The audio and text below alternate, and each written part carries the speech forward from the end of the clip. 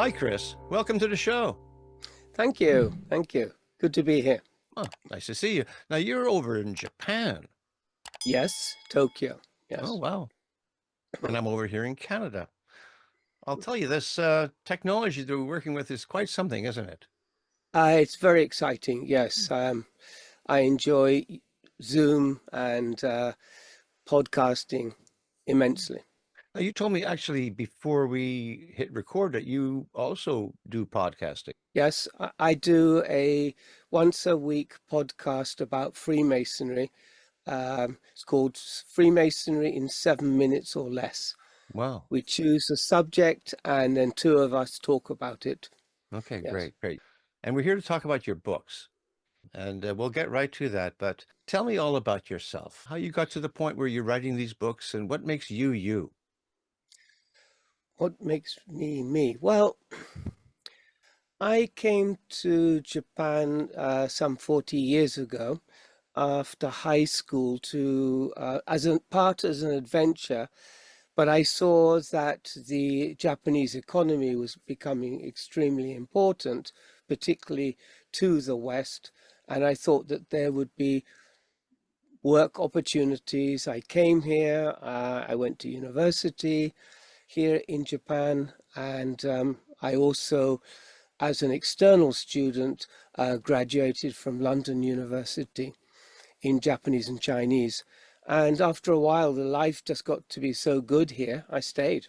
And my family have all been involved in Freemasonry. My uh, great grandfather was a member of the Grand Lodge of England.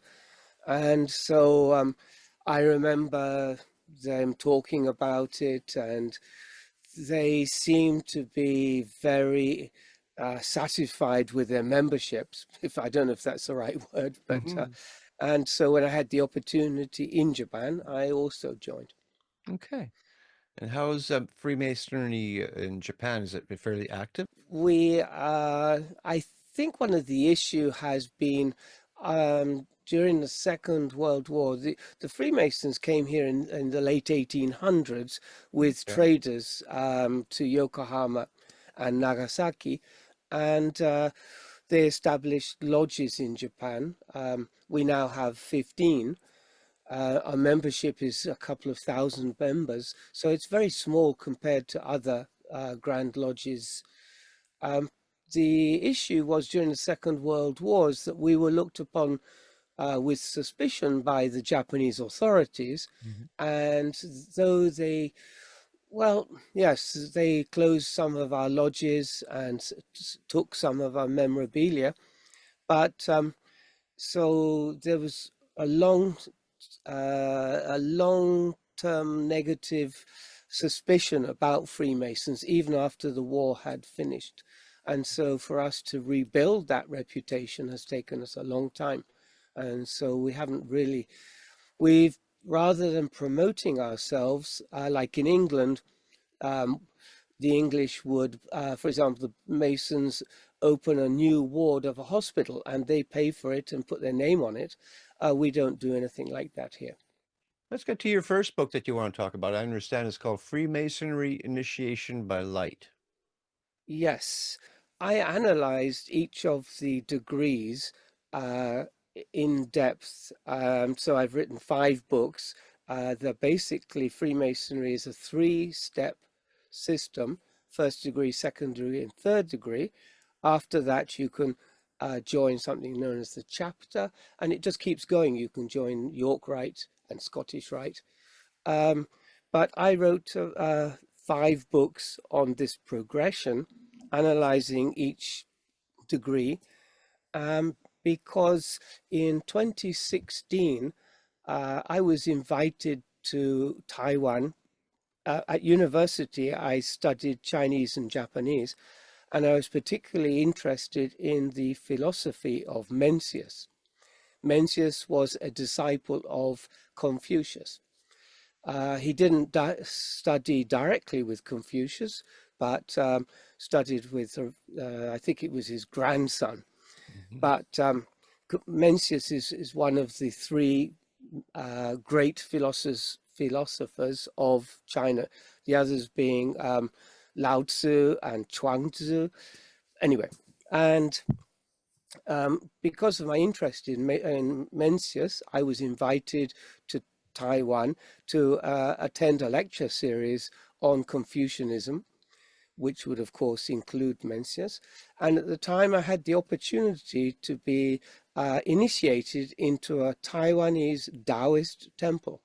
Nice. And what blew me away was that the ritual is the same as the first degree in Freemasonry. Wow. And I just thought, how can this be? How can a Chinese temple be doing the same ritual that only exists one other place in the world? So then I spent 6 years studying this, 5 years perhaps, and looking, and then I realized that um, in the 17th, 16th and 17th centuries in England, no, that doesn't work right. That'd be 17th and 18th centuries. Chinese was a major vogue in England. So the British were importing tea, they got silk, they were importing, for example, furniture, and major import was, of course, Chinaware, cups and saucers. Yeah. The ships used it as ballast. All the wooden ships used it as ballast to weigh the ship down so it doesn't get blown over. Sure, yeah. And so they thought it was just a cheap thing. When it came to England, it became very, very valuable. And so not only this, but the Jesuits had been in China trying to promote Christianity to the Chinese. They did, in fact, build 400 churches across China. But because of a conflict within the Catholic Church between the Jesuits, the Dominicans, and one other group, I'm not quite sure, because they were arguing among themselves, the Emperor of China just threw them out the country, and all of 400 churches and chapels were destroyed after all that work. But one thing they did do, and the thing is Jesuits are known for, is education. Mm-hmm. So the Jesuits taught the Chinese emperor about things like astrology and cartology and some other things that the Chinese were not so familiar with. And they brought back Confucianism to Europe, and they translated from Chinese to Latin, which enabled most educated people to read. Mm-hmm. So not only the tea and Chinaware and furniture, and the furniture started a craze in Europe called chinoiserie, which was to make everything look Chinese. Yes, Anyway, I've heard of it. Yeah. but second, the literature came in, and with it, developments. There was so much Chinese things were available. Mm-hmm. It was kind of like the vogue. And if you were, for example, the king would be now called an influencer, because what the king did, the courtiers would copy. And the king at the time, the George first, second, third, up to the fourth, were all interested in China, and they had Chinese wallpaper in the palaces. They had a beautiful pottery. Some of the gardens were made in Chinese style. We even have a 10-story pagoda in Kew Gardens, which is in London, to the west Mm-hmm. of London, and it's been there 300 years. Wow. So, it's just everybody was interested in. We had so many buildings made in Chinese style. So my feeling is that this influenced the first three Grand Masters who established Freemasonry at the same time. And so when I saw this ritual in Taipei, I was so surprised, but then I put it all together, and that's the outcome is my book. That was your first one, Initiation by Light. Yes. The second book, which is Spiritual Alchemy, is to do with the second degree in Freemasonry. So the degree structure is basically a play in 3 acts. and you don't do the whole play on one day. You do one act, and then a month later you do another act, and depending how busy the lodge is, you do the third act, which makes you the master mason 2 or 3 months later. Each play um, is play in the round. So it's rather like Shakespearean plays. You don't sit in the audience and watch on the stage. You are sitting in a circle around the actors, and the new member, we call him a candidate. The candidate is also part of the play. But the Mm. thing is, he doesn't know what's going on, and he doesn't understand. He has no lines to say. Everybody's talking and they're directing him. Somebody conducts him around. And but that's how he learns, because he learns by being part of it, not just reading about it or watching a video. He's actually involved in the play, and that's how we Okay. teach Freemasonry. How long is that book?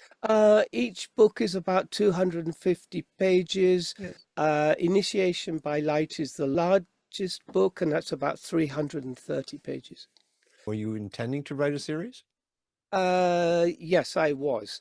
Um, so I used on the cover a print of London, Yeah. and I divided the print into 5 sections. And if you put the books together, you see the whole print. Oh, isn't that fascinating? And so Wonderful. this is showing Westminster Abbey up here, Yes. where we have all the coronations done.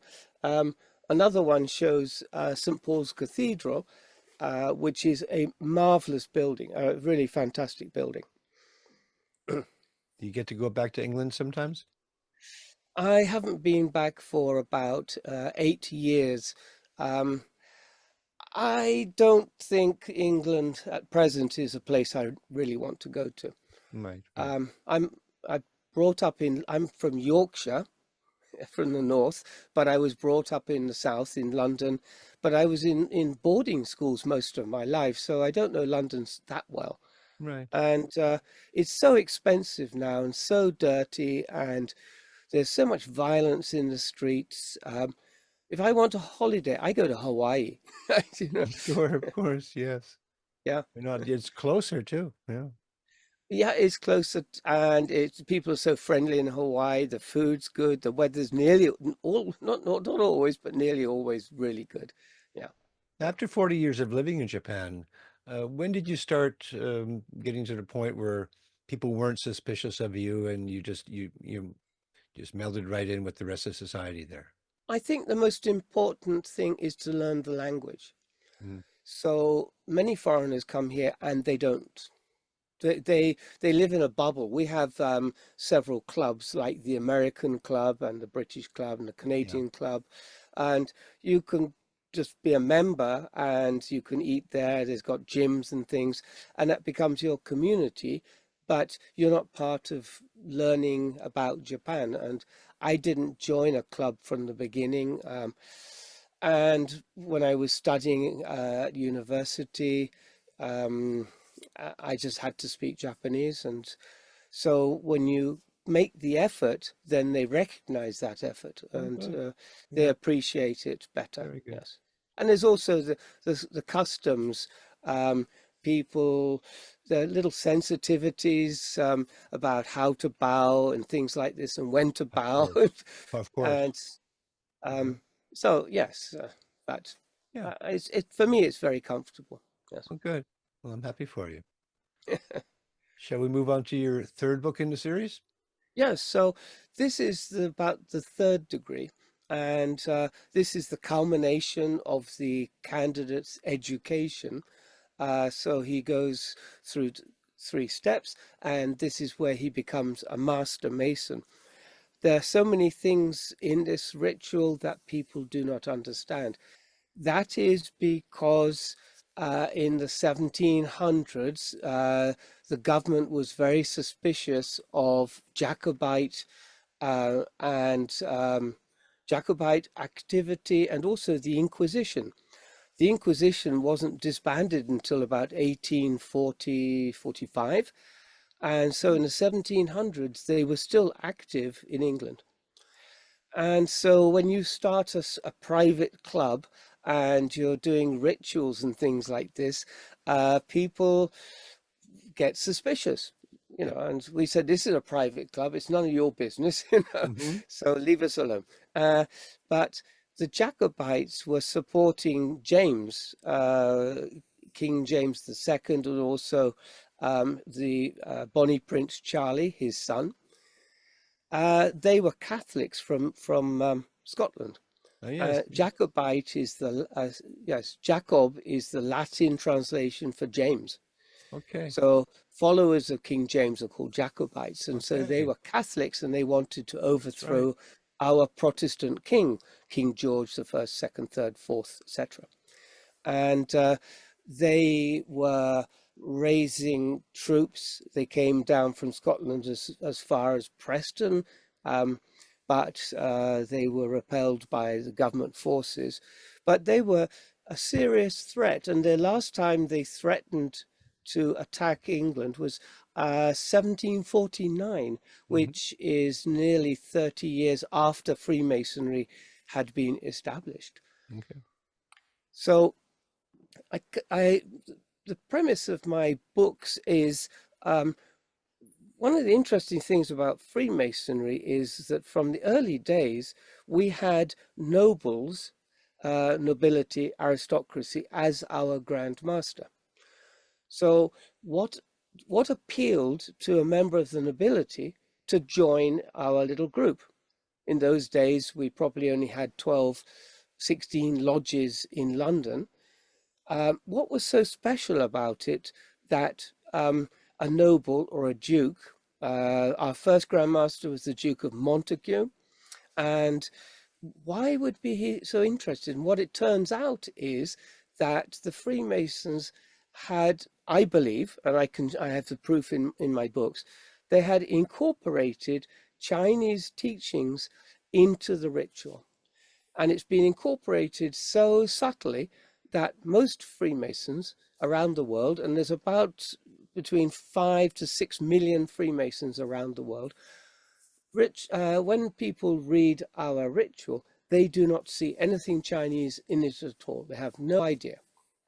Hmm. But I believe that the ritual that I went through in Taipei was communicated by a Chinese Mandarin who visited England in 1687. He is the first Chinese person of any stature to visit England. Before that, they were mainly coolies who'd been working on ships. But this is a Mandarin, and a Mandarin is a senior official in the government. So he had close contact with the emperor. Okay. But because of the fall of the Ming dynasty and the Manchurian Revolution coming into China, um, the government had fallen in 1640, and it took another nearly 30, 40 years for the whole of China to be subdued by this new government from Manchuria. So Hmm. when he came in 1687, the government had already fallen. Um, Interestingly, this Chinese Mandarin came to England on his way to the Vatican to be, I forget the exact word, to be made a priest. Because he was a Catholic Chinese in Nanjing. Nanjing is in the south, Beijing is in the north, and Nanjing is in the south. Right. And Nanjing had been the provisional capital of the Ming dynasty, while the north had been captured by the Manchurians. A very interesting time. And but this Mandarin, he spent time with somebody called Hyde. Um, Thomas Hyde was the librarian at the Bodleian Library, which is in Oxford University. Okay. And he was a linguist. And he was also very interested in comparative religions. He knew all about Persian. He actually spoke Persian. He spoke Hebrew and Greek, Persian, and a couple of other languages. I mean, a polyglot, a real linguist. Wow. And he was also very close to King James II because he was the court interpreter. So when foreigners visited, like an ambassador or somebody else, and visited the court, Thomas Hyde would normally be there to interpret. So he knew the king. But he not only that, he knew Isaac Newton and Wow. Robert Boyle. These two people were alchemists. Right. They were primarily scientists, but they also had a very let's see what's the word. I don't use English all the time. I forget the words. But they were very interested in alchemy and they practiced it at home. So Thomas Hyde knew Isaac Newton. He knew the king. Isaac Newton's secretary was de Sagulier. My brain's gone. And John de Sagulier was one of the first Grand Masters, the person who re-established Freemasonry in England, together with Anthony Sayer and George Payne. So the three of them, three Grand Masters, set up Freemasonry again, based on the teachings that Thomas Hyde had received from the Mandarin. The Mandarin's name is Shen Fuzhong. There is a painting of Shen at the Queen's Gallery in Windsor Castle. And King James asked, forgetting the names, a famous painter to paint this portrait. And it's a full-length painting. And it's a beautiful painting. That would have been very, very expensive in those days. Yeah. Paintings were charged by the square foot, and this is probably 24 square foot of canvas. So it would have cost a lot of money, and the king or the government paid for it. Yeah, for sure. But it's interesting that a person who is only visiting England for 6 to 8 months gets to visit the king and gets his portrait painted. And he made such an impression on Hyde and the other people he met that they thought, let's do something with this teaching. This is the time of the Enlightenment, and scholars were not accepting Aristotle teachings, from the past. They wanted to understand the truth, and that included religion.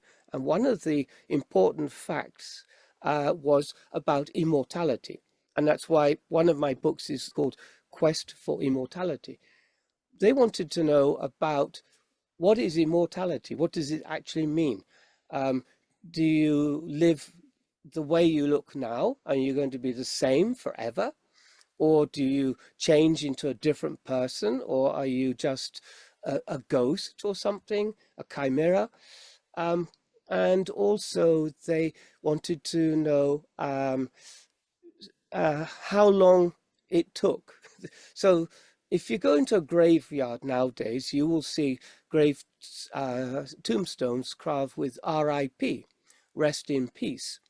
Well, this is one of the things that was debated. In fact, it was actually debated in the Houses of Parliament. The government was debating immortality. I mean, it just seems left field. But anyway, because many people were saying that when you die, you rest in peace until the second coming of Christ. Well, nobody knows how long that's going to be. Other people said, well, when you die, you automatically assume a different mode in a different place. We call it heaven. But what is heaven? Where is heaven? So all these questions about immortality. The thing about Shen's teaching about Taoism is that Taoism shows people how you can experience immortality during your lifetime without dying. And it's called an out-of-body experience. And that is what they were teaching. And if you imagine in the 1700s, education, the limit is very limited. Science wasn't particularly well structured in those days. The Royal Society had been set up in 1660, but still people were studying alchemy instead of chemistry or geology or metallurgy.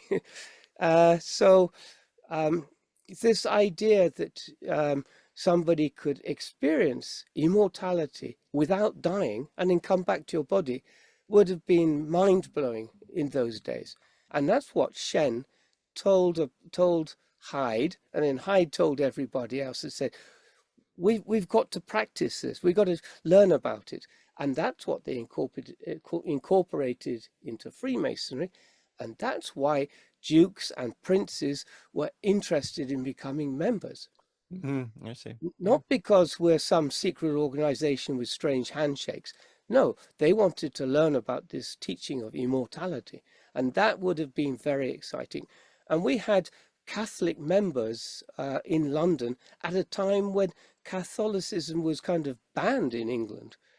You know? But we still had members of Catholic faith in our lodges. Right. So yes, I think early Freemasonry was a very exciting time. And unfortunately, this teaching has been subdued or subjugated probably around the time of Queen Victoria. And now we call Freemasonry a peculiar system of morality. We're not teaching a system of morality. We're teaching a very exciting Chinese Taoist system, but you have to understand you have to read between the lines of our ritual to really understand it, and that's what I'm explaining in my books. Okay. Is immortality still part of Freemasonry today in the 21st century? Well, yes, because in the third degree, it is mentioned 5 times, the word immortality, or to live forever, evermore. Right. But people have not understood what the implications of what is being said. And so there's a couple of criteria. Is that, first of all, you have to think with the mindset of somebody in the 1700s. The modern mindset is different from theirs. Of course. In those days, people read Latin and Greek for breakfast. It was just so easy. It's just, but nowadays nobody studies Latin or Greek, even at school. We call them dead languages. Yeah. But that's how in Europe, the intellectuals, for example, was Kepler, could speak to Thomas Hyde or to Isaac Newton because they were using Latin. It was a lingua franca of Europe. Yeah. So yes, so you have to have a little bit of different understanding of how people Of course. I mean, Isaac Newton actually believed the world was around 22,000 years old. Yes, he had some, and that was based on Bishop Ussher, who said that the world was only 4,400 years old, and that became law, 4,000 years. So when people visited Stonehenge, they knew about Stonehenge in the 1700s. They said, well, it could only be 4,000 years old, because we now know it's probably 14,000 years old. But so there is that what Freemasons believe, that the planet is a young Earth? I don't think the age of the Earth came into our teachings. Our teaching was about so King Solomon's temple, which is the center of our teaching, was destroyed twice, and once in 500 BC, once in 70 AD. And the challenge we have is to build a third King Solomon's temple. But that's not a physical place, that's a spiritual place inside of us where we can meet God or meet Christ, depending on your belief system. But that's where you have the spiritual experience, that you are building a King Solomon's temple inside of yourself. And this isn't really emphasized well in Freemasonry. People get too focused on rebuilding the temple, and then when you look at the next degree, which is Royal Arch, the whole thing gets blown out of proportion. So in Freemasonry, we have various groups who are affiliates, we call them appendant bodies or concordant bodies, and they continue the story of our 3 degrees of Freemasonry into other stories. And so Scottish Rite has 32 degrees, and then York Rite has 8 degrees, and various, there's one in Europe that has 99, it's called the Mizrem, Mithra Mizrem Rite, has 99 degrees. Hmm. What are they teaching? It's just, so the fundamental teachings in the 3rd degree, but the ritual, which is you could say it's a screenplay for the 3 individual plays, has all the secrets in it, and this one of the problems has been people editing the text or translating into a different language, like translating into Chinese or into English, Hmm. into Japanese, and then you lose the special meaning of the words, and Okay. that's a shame. Yeah. What's a Freemason's take on people who don't believe, agnostic or Yeah, atheists? So what is your take on people like that? yes. So in the 1700s, they were despised, agnostics. You had to be Christian. Well, you didn't have to be Christian, but you had to be God-fearing. Hmm. In society, you had to be Christian. Um, and mostly in England, that meant Protestant. But then Freemasonry moved over, spread out into France and other countries, and then, of course, Catholicism was also welcome. But then the Pope at the time didn't look kindly upon Freemasonry, as he thought it was a system of spies, and he had Freemasonry closed down. Hmm. And that's why there's been this friction between Catholicism and Freemasonry for since 1738, when the Pope wrote a bull, which is a papal law, Hmm. forbidding Catholics to become Freemasons. I And it's been like that forever. I attended a Pentecostal church back in the 90s, and some of the fellows there, two of them, I should say, admitted to me that they were Freemasons, but I shouldn't tell anybody because it would not be looked upon favorably by the rest of the Yes. congregation, and certainly Yeah. the pastoral staff. I didn't Well, quite understand what the friction was, but there seems to be some. it's just historical, and so there's nothing to do with our work. So we have various angles to our work, but one of the things is that Freemasonry is a charity, it's a worldwide charity, Right. and we give away more than $2 million every day. Hmm. So that's $700 million a year to charities all around the world. Um, uh, the issue, so it's not the issue of what we do and what we believe. The issue is just this historical fact that some pope thought that we were spies, therefore he had to close us down. Yeah, I I guess mean, so. Yeah, you right. know, but What? it's been like that ever since that. And in England, we have members of the Church of England, including bishops, who are Freemasons, Hmm. and most of them are open about it. Yeah, yeah. Royal family, many members of the royal family are Freemasons. Mm. And that kind of gave it a seal of approval. You know what? When a few people started this sort of metaphysical club, so to Yes, speak, yes. and they were studying Chinese spiritual exercises.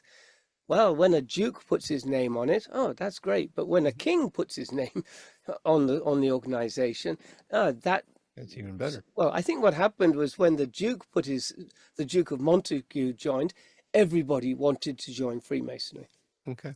One of the issues in society at the time was England is a very structured organization, of social organization. We have classes, definite classes, and a working class person or a person who is a trader would never get to meet a duke. But in Freemasonry, he can. A Oh, duke can sit next to a plumber or a trader, and there's no issue at all.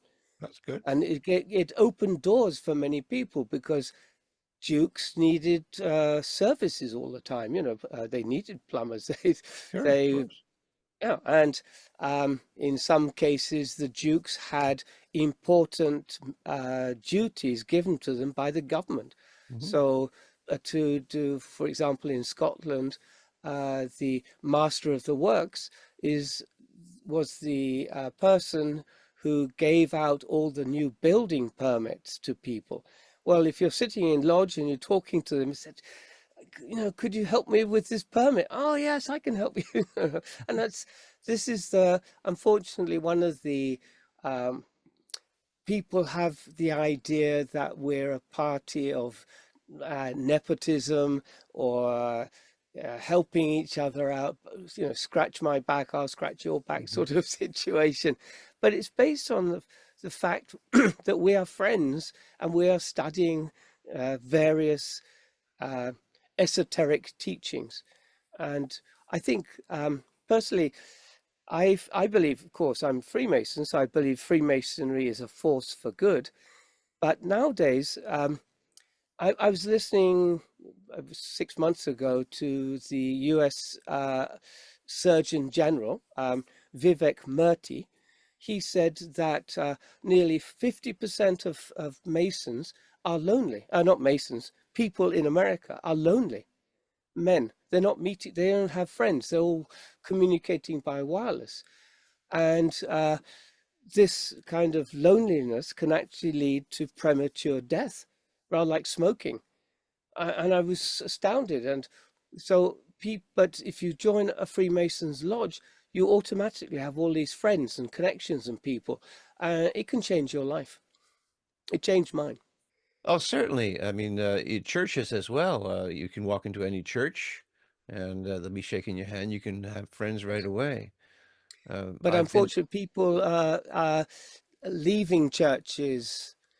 Um, uh, well, I think people are basically busy, but there's also a move against a move away from organized religion. right. But isn't Freemasonry then organized itself? Yes, it's an organization, but Sure, we're yeah. not a religion.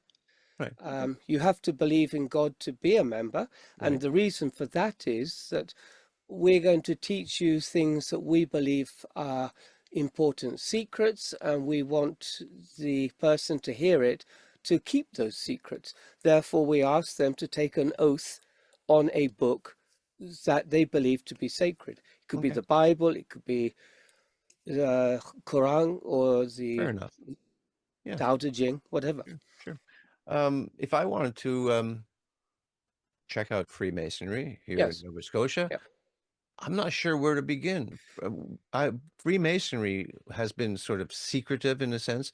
Back in the 90s, again, with my Yes. friends, I said, well, how did you become a Freemason? Well, so and so told me about it, and you got to have it Yes. in. Someone has to Yes. recommend you. Does that still work that way?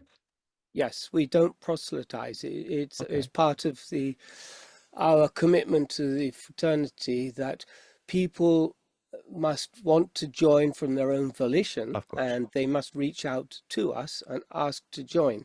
And how would one And do that? sorry, how? How? Yeah.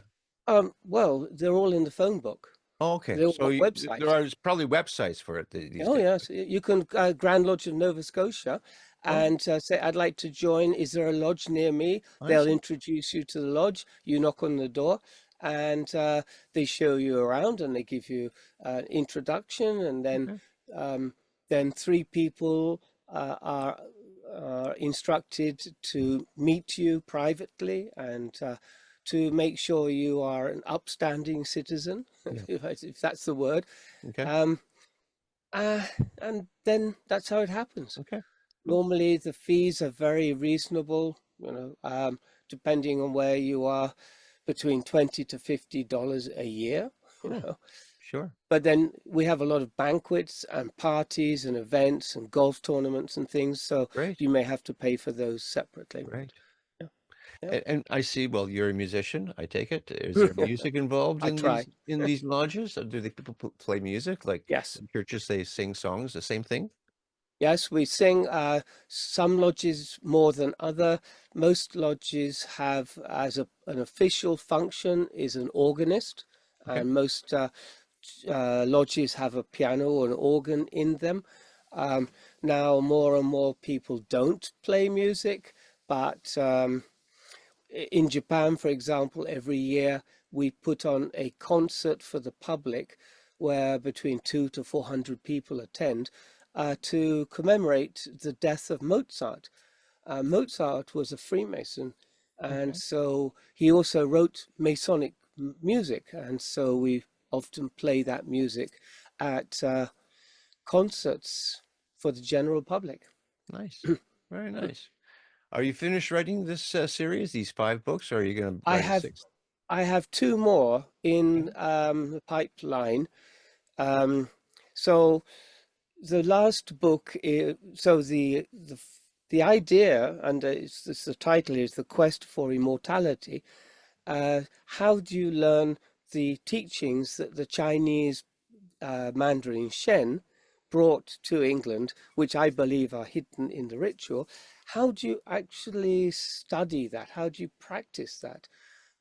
If you wanted, and basically it's astral travel. And Mhm. astral travel is a little bit tricky. I've had 12 experiences, but not all of them. Some of them were, for example, when I was in hospital, I was under general anesthetic for surgery. During the operation, I sat up on the table, but it wasn't me, it was my astral body, and I could see the doctors and I could hear what they said. And Mhm. the next day, when the doctor came round and to see how I was doing, I was in the ward, and I said to him, "Oh, you said XYZ to Dr. Sato sitting here." And he went white. He said, "You couldn't have heard that." He said, Wow. "You were under general anesthetic." "Oh yeah, I saw you, and you had this in your hand." And My goodness. it's like he was about to faint. My But goodness. well, it was just my body was part of my body. My consciousness was separating. Uh, it's a very involved, but the Sounds concept scary. of Sounds really kind well, of scary. the idea of an astral body, that part of you can leave your body and you become in Chinese they call it mugen, or in Japanese mugen, which means limitless. So you can go back in time, you can go forward in time, you could go anywhere. The distance is not in, you just have to think about it and you're there. Wow. I And wish you my, can never be separated from your body. If you think of your body, in a second, you're back in your body. wow. And this is, even nowadays, people think, oh, yeah, yeah, yeah, yeah. They make fun of me. But 300 years ago, and when you got uh, intelligentsia all interested in studying this, it would have been interesting. Sure. So Well, my next book is going to teach how to do it in simple terms. oh, wow. That's fascinating stuff. So, why don't we talk about your website? So my website, I introduce my books and I give some background to the books, but not just that, but I have a blog on there and some ideas about writing. I'm an independent author, which means I don't go through a publishing company. I work directly with Amazon. And so there's been a steep learning curve, and I teach about that on my website and I introduce the books. Tell you what we can do. Let's give a little elevator pitch for your 5 books, and you can mention each book in order and then Yes, remind people where to get it, and we'll wrap it up after that. thank you. So, well, there's 5 books in the series. The series is, I don't know if you can see, it's Spiritual Freemasonry is the series. The first in the series introduces the first degree and its initiation by light. And this shows how Chinese Taoism came to be understood in England, and shows the correspondence between Taoist rituals and the Freemasons' first degree. There are 28 similarities. Um, Simply, in Freemasonry, we have 3 senior officers, and in Taoism, they have 3 senior officers, and the most senior is known as the light transmitting officer. The second degree second degree, and this has St. Paul's Cathedral on the outside and London Bridge. This shows the alchemical underpinnings of the second degree. It's important that a Freemason goes through the 3 steps, and understanding more about the second degree will make his journey that more enjoyable, I suppose is the correct word. The third book, Quest for Immortality. So this comes down to what Freemasonry is all about, and it explains the religious turmoil that was happening in England after Cromwell started the Commonwealth, and then King Charles II came back. That whole time was for people who were not Catholics or Protestants, was a golden opportunity. So Jews were allowed to open a synagogue for the first time in, I think, 500 years. And so there was a lot of interest in religion. And this explains why Freemasons were interested in immortality and the background to that. Where am I now? Initiation by light. So Freemasonry is a 3-degree ritual, like it's a play in 3 acts, but there is a 4th one we call the chapter, which is the chapter of the Royal Arch. And this gives the background to not just the Royal Arch, but it gives an introduction to the spiritual practice of astral travel, as was introduced by the Chinese Mandarin Shen Fuzhong. And then the last one, this is what I call the prequel. This is again St. Paul's. The prequel to the series was I was the master of the research lodge for the Grand Lodge of Japan for 3-4 years, and I gave many lectures. These lectures led to me writing the Initiation by Light. So this is a prequel, and it basically says, for example, many people think the origin of Freemasonry is Egyptian.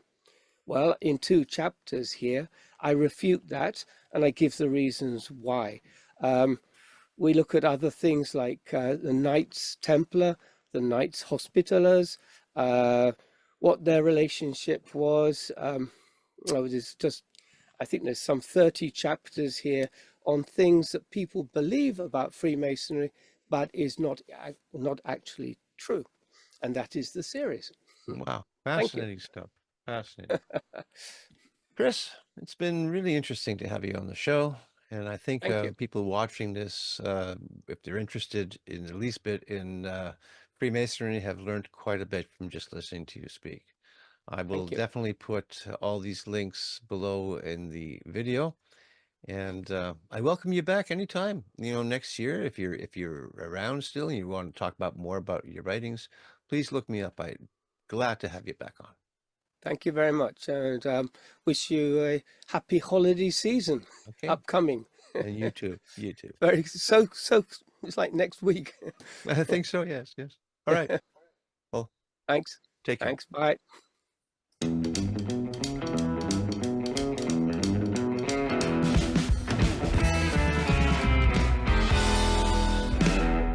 Thank you for watching.